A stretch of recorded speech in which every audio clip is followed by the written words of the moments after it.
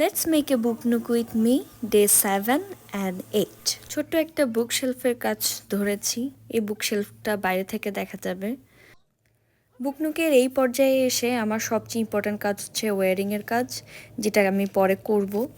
প্রথমে এক পাশের দেয়াল যেটা আমি করে রেখেছিলাম আগে সেটাকে বসিয়েছি।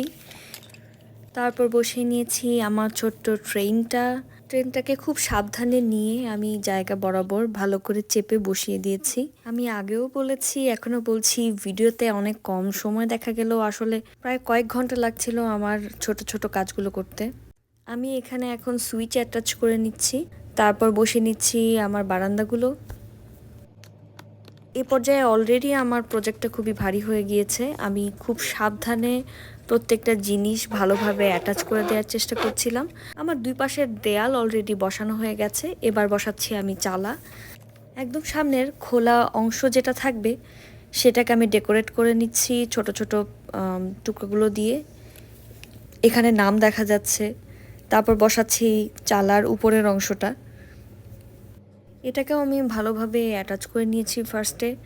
তারপর যাতে মোর সিকিউর থাকে সেজন্য আমি স্ক্রু দিয়ে আবার ভালো করে অ্যাটাচ করে দিয়েছি।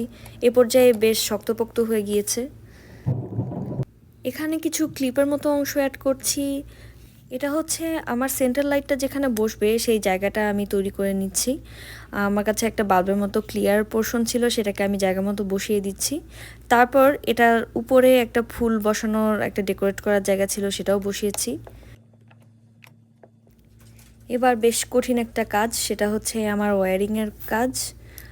এটা আমি বেশ সময় নিয়ে ভালোভাবে করার চেষ্টা করেছি। এখানে 1-2 করে দুটো তারের নাম্বারিং করা ছিল।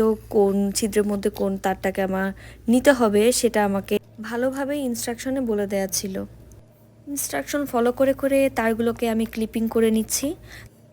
দুটো তারকে একসাথে জড়িয়ে কিভাবে পেঁচিয়ে আরেকটা তারের সাথে অ্যাটাচ করে টেপ মেরে দিতে হবে, এই পুরো ব্যাপারটা ছবির মাধ্যমে খুব সুন্দর করে বলে দেওয়া ছিল। আমি কিছুক্ষণ ভালো করে পড়ে তারপর সেই অনুযায়ী টেপ জড়িয়ে নিচ্ছি। প্রথমে ব্ল্যাক ওয়্যারের কাজ শেষে আমি তারপর রেড ওয়্যারের কাজ করেছি। এবার ব্যাটারি লাগিয়ে চেক করার পালা আমার ওয়্যারিং ঠিক মতো হলো কিনা। বাটন প্রেস করে আমি দেখলাম সব কিছু আমার ঠিক মতো চলছে কিনা।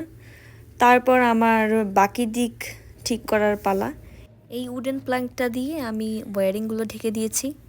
তারপর এখানে একটা মিরর বসিয়েছি আমি ঠিক ট্রেনটার পেছনে।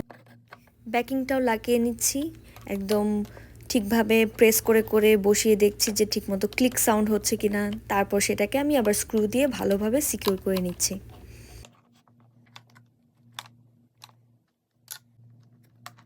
এবার একদম সবচেয়ে বাইরের চালার অংশটা, যেটা একটা ক্লিয়ার পোর্শন এবং একটা সলিড পোর্শন থাকবে, তো সেটা আমি জোড়া দিয়ে দিয়েছি। তারপরে ছোট ছোট কিছু স্পেয়ার পার্টস ছিল, সেগুলোকে আমি আবার ইনস্ট্রাকশন অনুযায়ী বসিয়েছি। একটা অদ্ভুত মায়াময় শহর। এখানে একটা ছোট্ট সাদা বেড়াল আছে। বেড়ালটার উপরে যখন লাইট পড়ে ওকে যে কি মায়া মায়া দেখতে লাগে, কিভাবে চোখ বন্ধ করে সে উদাস হয়ে বসে আছে। আর এরই সাথে শেষ হলো আমার বুকনুকের সমস্ত কাজ। সবাইকে অসংখ্য ধন্যবাদ শুরু থেকে শেষ অবধি আমার পাশে থাকার জন্য। আবার হয়তো কখনো হাজির হব অন্য কোনো প্রজেক্ট নিয়ে।